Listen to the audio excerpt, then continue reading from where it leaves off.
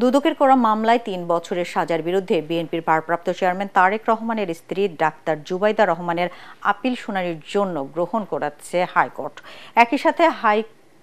একই সাথে আপিল নিষ্পত্তি না হওয়া পর্যন্ত তাকে জামিন দিয়েছে উচ্চ আদালত।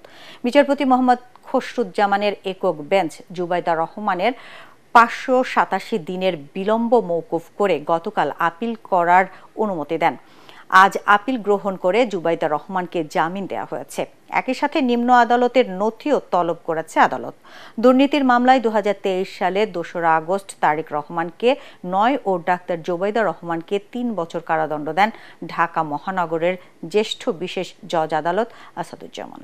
ওনার উপর আরোপিত দণ্ডাদেশে যে ফাইন ছিল সেই ফাইনটা স্টে করেছেন এবং এই আপিল নিষ্পত্তি না হওয়া পর্যন্ত ওনাকে নিজের জিম্মায় অথবা আইনজীবীদের জিম্মায় ওনাকে জামিন দিয়েছেন। যেই প্রপার্টি উনি স্টেটমেন্টে দেখিয়েছেন সেটা ওনার বৈধ সম্পত্তি, বৈধ আয়ের সম্পত্তি, কাজে শুধুমাত্র রাজনৈতিকভাবে হেয় প্রতিপন্ন করার জন্য এবং ওনাকে দণ্ডাদেশ দিয়ে রাজনীতি থেকে বিরত রাখার জন্য এই মামলার উদ্ভব এবং এই মামলা সাজা দেওয়া হয়েছে। আমার বিশ্বাস যে আমরা পরিপূর্ণ হিয়ারিং যখন করতে পারবো, শুধু ডক্টর ম্যাডাম জুবাইদা রহমান না, তারেক রহমান সাহেবকে ইনশাআল্লাহ আমরা এই মামলা খালাস করতে পারবো।